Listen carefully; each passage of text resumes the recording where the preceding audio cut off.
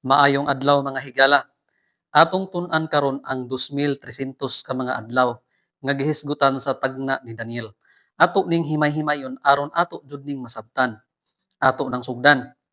Ang Biblia klaro kaayo nga naagyoy usa ka paghukom nga atubangon sa tanang tawo ug walay bisan usa nga makalikay niini.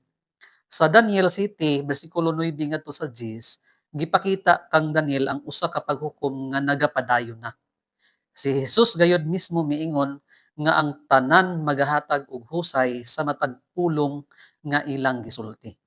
Ug si Pablo, sa dihang siya mitindog atubangan ni Felix, iyang gihisgutan ang paghukom nga umaabot.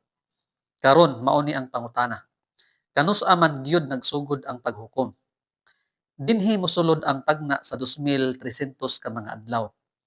Kini nga tagna naghatag kanato sa tukma nga panahon sa pagsugod sa dakong buluhaton didto sa langit. Ang paghukom nga may kalabutan sa matag usa kanato. So mga higala, kung ang paghukom nagapadayon na, unsa man kaha ang mensahe niini para sa ato karon. Ato ning tukion pag-ayo. Unsa man di ay nga tagna ang gipaila sa Daniel kapitulo 8, paminawa ni. Sa Daniel 8:14 giingon, hangtod sa duruha ka libo og tutulo ka gatos ka mga gabii og mga buntag ug ang balaanong puloy-anan pagalinisan. Karon, huna-hunaa sa makadiyot. 2,300 ka adlaw. Dili ni basta-basta nga numero, dili ni ordinaryo nga panahon. Kini usa ka tagna nga dugay kaayo ang gilay-on sa iyang sakop sa panahon ug aduna kini dakong kahulugan sa plano sa Dios. So ang pangutana, unsay buot ipasabot sa 2,300 ka gabii ug buntag? Ngano nga kinahanglan nga linisan ang balaanong puloy-anan? Ayaw ka bala ka higala kay ato raning matubag nga pangutana samtang magpadayon ta ani og saysay. Sa unsang panahon sa yuta makit-an ang katumanan sa panan-awon. Paminawa ni. Sa Daniel 8:17 giingon, busa siya miduol sa dapit diin ako magtindog ug sa pag-abot niya ako nahadlok ug ako napaumod sa akong naong apan siya miingon kanako, sabta o anak sa tao kay ang panan-awon iya sa panahon sa katapusan. Ang Dios wala lang maghatag og tagna nga walay direksyon. Iyang gipaila kang Daniel nga kining panan-aw na dili alang sa iyang panahon, kundili para sa panahon sa katapusan. Ang pasabot ani, ang tagna sa 2,300 ka mga adlaw nagtumong sa usa ka yugto sa kasaysayan nga duol na sa katapusan sa kalibutan. Dili ni istorya sa karaang panahon ra, mensahe ni para kanato karon. Kanus aman gyud nagsugod ang 2,300 ka mga adlaw. Maayo kaayo ni nga pangutana mga higala. Sa Daniel 9:24, si Gabriel nagpasabot nga ang 70 ka semana nga mao ang 490 ka tuig pagaputlon o itagal alang sa katawhan sa Dios. Ato naning natun-an sa miaging video kining 70 ka semana. Kung wala pa ka kakita sa video ani, tan-awa ni ka importante kaayo ni nga masabtan nimo. Ang gipasabot ani kining 490 ka tuig giputol gikan sa usa ka mas dako nga panahon. Karon, unsa man tong mas dako nga panahon? Mao kana ang 2,300 ka mga adlaw nga gihisgutan sa panan-aw ni Daniel. So klaro kaayo, ang 490 ka tuig ug ang 2,300 ka tuig adunay usa ra ka sinugdanan. Unya, kanus-a man to nagsugod? Sa dihang gipagula ni Artajerjes ang sugo sa pagpasig-uli ug pagtukod pag-usab sa Jerusalem sa 457 BC. Mao kana ang timaan sa pagsugod sa 2,300 ka mga tuig. Kanus aman gyud matapos ang 2,300 ka tuig. Paminawa ni mga higala. Tungod kay ang 490 ka tuig nga panahon giputol gikan sa 2,300 ka tuig ug kini natapos sa AD 34, ang nahibilin nga 1,810 ka tuig moabot sa 1844. Huna-hunaan ninyo ni, gikan sa sinugdanan sa sugo ni Artajerjes sa 457 BC, gilauman sa Dios ang dakong katumanan sa langit sa tukmang panahon. Ang 2,300 ka tuig dili lang numero, kini usa ka dakong timaan sa plano sa Dios alang sa kalibutan.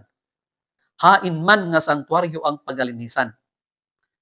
Paminawan ninyo ni, mga higala. Ang santuaryo nga gihisgutan sa Daniel 8:14 dili ang ordinaryo nga templo sa yuta. Kini nagpasabot sa sangtuaryo sa langit. Nganuman, kay ang sangtuaryo sa yuta wala na magkinabuhi sulod sa hapit 1,800 ka tuig. Kay si Jesus mismo miingon, mabiniyaan og magamamingaw ang inyong balay. Una-una asab, ang labaw nga gahom sa tao misulod og nagpika sa tabil sa sangtuaryo sa Jerusalem sa diha nga si Kristo gilansang. Unsa man ang resulta? Ang Jerusalem ug ang templo gilaglag sa mga Romanhon sa tuig 70 AD. Busa mga higala, ang paglinis nga giingon sa Daniel 8:14 dili ang yutang sangtuaryo, kundili ang langitnong sangtuaryo. Unsa man ang kahulugan sa paglinis sa sangtuaryo? Paminawan ni pag-ayo. Sa Levitico 16:19 ug 30 giingon, ug sa makapito magasablig siya sa ibabaw niini sa dugo nga anaa sa iyang tudlo, og magahinlo niini, og magabalaan niini gikan sa mga kahugawan sa mga anak sa Israel. Kay niining adlaw pagabuhaton ang pagtabon sa sala alang kaninyo aron sa paghinlo kaninyo. Mamahinlo kamo gikan sa tanan ninyo nga mga sala sa atubangan ni Jehova. Unsa man ang pasabot ani? Ang yutan-ong sangtuaryo gihinluan makausa matag tuig pinaagi sa paghalad sa dugo. Kini nga tulumanon usa ni siya ka simbolo, usa ka pagtabon sa sala og nagpakita sa proseso sa paghukom sa langit. Hunahuna usab nga ang tanang timaan sa sala giwagtang gikan sa kampo, dili lang sa templo sa yuta, kundili sa tanang kinabuhi sa tawo sa atubangan sa Dios. Busa mga higala, ang paglinis sa sanktuaryo nagpasabot sa pagpanghinlo sa tawo gikan sa sala pinaagi sa hustong paghukom sa Dios. Unsa man ang maapil sa paglinis sa langitnon nga sanktuaryo? Paminawa ni pag-ayo. Sa 1844, si Kristo misulod sa dapit nga labing balaan didto sa langitnon nga sanktuaryo. Pareho sa yutan-ong adlaw sa pagtabon sa sala. Diin ang hataas nga saserdote misulod sa labing balaan nga dapit sa matag tuig. Pero hunahunaan ni walay sala didto sa langit. Busa unsa man ang gihimo ni Kristo didto? Mao kini ang usa ka buhat sa paghukom alang sa mga record sa sala. Mabasa nato na sa Ecclesiastes 12:14 ug pinadayag 20 bersikulo 12. Kini nga paghukom sa langit nagsugod ni sa 1844, usa ka hukom sa pagsusi o gitawag ni siyang investigative judgment. Unsa man ang tuyo niini? Kini sa nahauna maghukom sa gahom sa gamay nga sungay ug sa tanan nga gahom luyo niini aron sa paglaban sa Dios sa atubangan sa universo. Kini usab magatugot sa Dios sa pagpanimalos ug sa pagluwas sa iyang katawhan nga mga putli. Ug sa sunod nga yugto, human sa usa ka libo ka tuig, ang mga record sa dautan susihon uban sa tabang sa mga matarong kun mga linuwas. Ug ang katapusang hukom ipahamtang sa katapusan sa usa ka libo ka tuig. Si Kristo magpakita sa katapusan sa masusihon nga paghukom diha nga siya magaingon. Ang mamumuhat og dautan, pabuhata gihapon siya dautan, ug ang mahugaw, papadayuna gihapon siya sa pagkamahugaw. Ug ang matarong, pabuhata gihapon siya matarong. Ug ang balaan, papadayuna gihapon siya sa pagkabalaan. Tan-awa, moabot ako sa dili madugay nga magadala sa akong ipamalos sa pagbayad ngadto sa matag usa sumala sa iyang binuhatan. Kinsa man kaha ang manlalaban nato sa hukom imbestigatiba o investigative judgment. Kung basahon nato ang Daniel City 9, 10 ug 13, masabtan nato nga ang tigulang sa mga adlaw mao ang Dios Amahan ug ang anak sa tao mao si Kristo ang atong manlalaban. Sumala sa teksto sa unang Juan 2:1 giingon, minahal kong mga anak, Nagasulat ako kaninyo niining mga butanga aron kamo dili man nagpakasala. Apan kun may makasala man gayod, kita adunay manlalaban nga mga tubang sa amahan. Si Hesukristo ang matarong.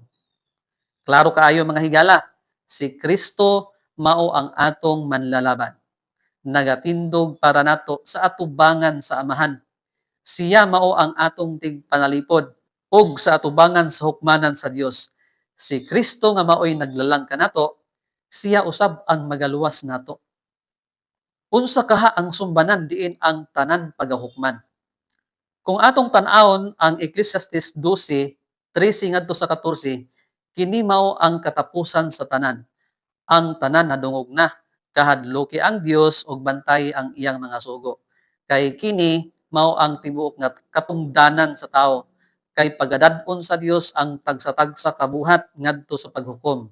Uban ang tagsa-tagsa katinago nga butang, bisan ang maayo, bisan ang dautan. Hunahunaan ni pag-ayo, ang tanang buhat nato, ang makita ug ang tinago, pagatan-awon sa Dios sa hustong paghukom. Mao kini ang katapusan nga sumbanan sa tanan nga kinabuhi, ang kahadlok sa Dios ug pagtuman sa iyang mga sugo. Basaha ang Santiago 2:10 ngadto sa 12 ug kapitulo 1 bersikulo 22 ngadto sa 25 alang sa dugang nga pagtuon. Ang paghukom sa Dios matarong bagyod kaha. Tan-aw nato ang Salmo 87 bersikulo 5 ngadto sa 6. Giingon, "Oo, mahitungod sa Sion," igaingon. "Kini siya ug kadto siya natawo didto kaniya, ug ang hataas nga uyamot sa iyang kaugalingon maoy magapalig-on kaniya. Si Jehova magaisip sa diha nga magasulat siya sa mga katawhan. Kini siya natawo didto." Ang paghukom sa Dios matarong gyud kaayo og dili ni siya pabor-pabor. Mga higala, kita ania na karon sa labing sulimni nga takna sa yuta tungod kay ang paghukom ginadumala sa langit. Importante kaayo nga tan-aw nato ang atong kaugalingon karon. Hunahunao nato pag-ayo, magasusi ba kita sa atong kasing-kasing ug magasugid sa atong mga sala? Kung buhaton nato kini, ang Dios magapasaylo nato. Sumala sa giingon sa unang Juan 1:9, kung kita magsugid sa atong mga sala, siya matinud-anon og matarong sa pagpasaylo kanila ug sa paglimpyo sa tanang daotan. Kini mao ang paagi nga magadala nato pag-una sa atong mga sala ngadto sa hukmanan sa Dios. Daghang salamat sa inyong pagtan-aw. Magkita-kita na pud ta sa sunod na pud nga video.